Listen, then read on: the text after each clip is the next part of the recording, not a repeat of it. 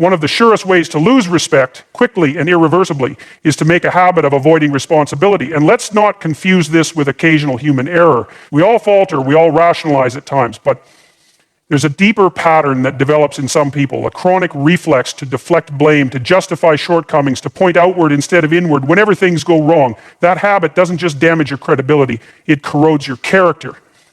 Now, the psychology behind excuse making is worth examining. When something goes wrong, especially if it's tied to our own actions, there's an immediate emotional discomfort. A sense of shame or inadequacy or fear of judgment begins to creep in. And the quickest way to relieve that tension is to find an external cause. It wasn't my fault. They didn't give me enough time. The system is rigged. And sometimes those external factors are real. Life is unfair. Circumstances do play a role. But when your first instinct is always to externalize the problem, what you're really doing is surrendering control. You're telling the world and yourself, I'm not the author of my own outcomes. And here's the kicker.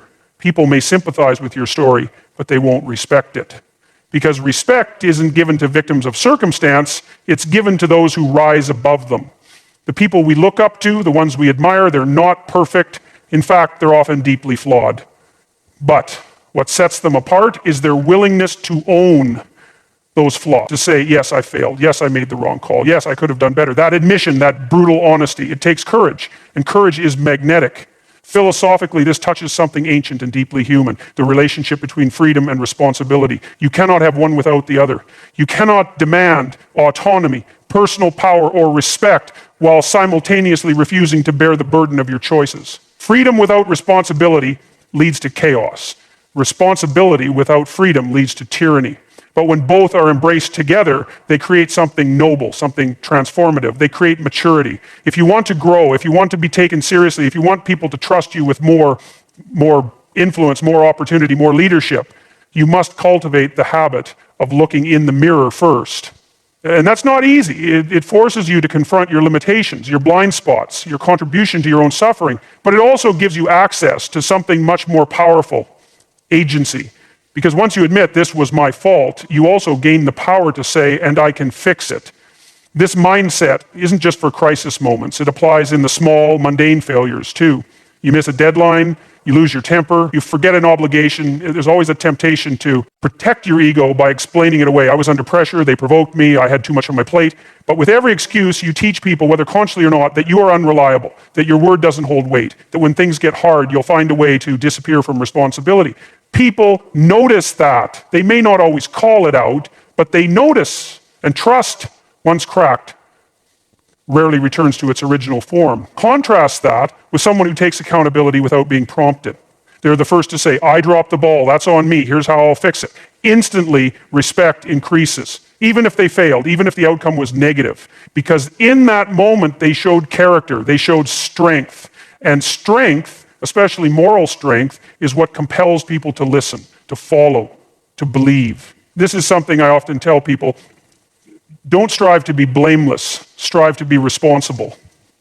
There's a world of difference. Blamelessness is reactive. It's focused on image, on reputation, on avoiding consequences. But responsibility is proactive. It's concerned with truth, with growth, with integrity. And integrity is the backbone of respect. Without it, your words don't matter. Your talents don't matter. Even your results don't matter because people will always be waiting for the other shoe to drop. But with integrity, even your failures carry weight because people know this person is honest, they're accountable, they're trustworthy. There's a stoic discipline in taking responsibility. It's not about being hard on yourself, it's about being hard enough to grow. And when you stop making excuses, something amazing happens. People begin to believe in you more. Why? Because you've stopped hiding. You've become someone who deals with life as it is, not as you wish it would be.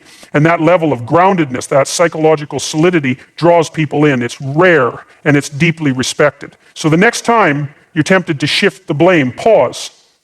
Ask yourself, not what went wrong, but what was my role in it? What could I have done differently?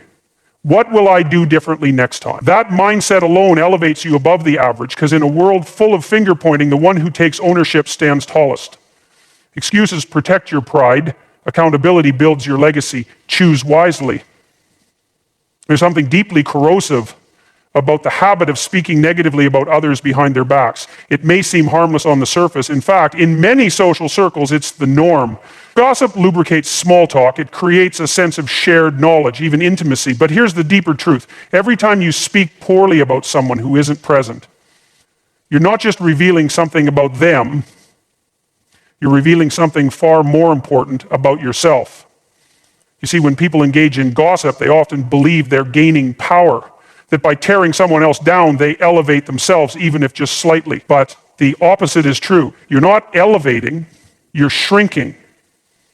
You're showing that your self-worth is so fragile, so dependent on hierarchy and comparison, that you need to reduce others in order to feel secure. That doesn't inspire respect. It inspires caution. People may laugh with you in the moment, but they walk away wondering what you'll say about them when they're not around. And they should wonder, because if you've shown them that you're willing to speak disloyally about one person, it's only a matter of time before you do the same about another. You become a liability, not an asset. Untrustworthy. People might keep you around, but it will be for entertainment, not respect. There's a psychological mechanism at play here. Gossip serves as a form of social bonding, especially among insecure individuals. It allows people to project internal conflict outward. Instead of facing their own flaws, inadequacies, or fears, they displace them onto someone else. Look at how she dresses. Look at how he talks. Can you believe what he did?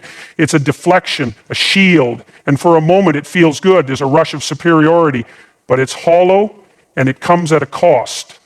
The erosion of your integrity, and with it, the erosion of others' trust in you. From a philosophical standpoint, this is about character.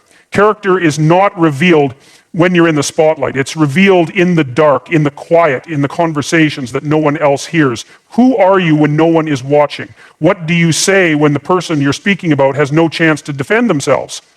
That's the real measure of who you are. And if you want to be respected, truly respected, you must be the kind of person who doesn't participate in that darkness, or better yet, someone who interrupts it. Now, this doesn't mean you have to pretend that people are flawless. It doesn't mean you ignore real problems or act naively, but there's a difference between honest critique and petty criticism. The former is constructive. It's rooted in care, truth, and the desire to improve. The latter is destructive. It's rooted in resentment, envy, or boredom.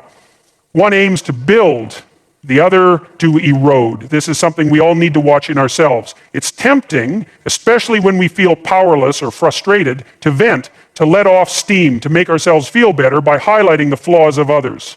But if you're doing that, pause. Ask yourself, what purpose does this serve? Is it to help someone grow, or is it to make myself feel superior without doing the work to become superior?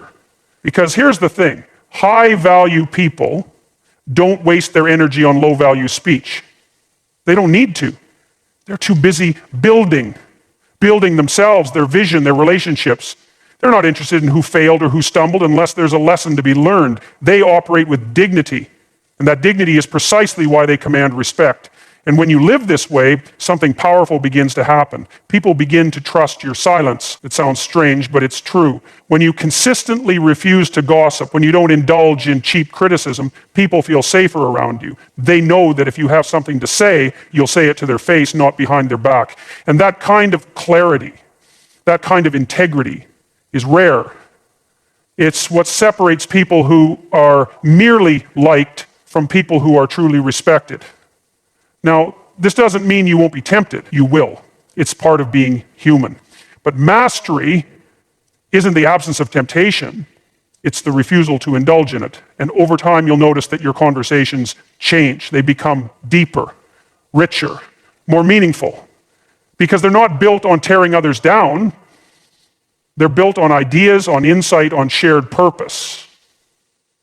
And people will notice. They might not say it out loud, but they'll feel it. They'll feel that when you speak, it comes from a place of strength, not spite.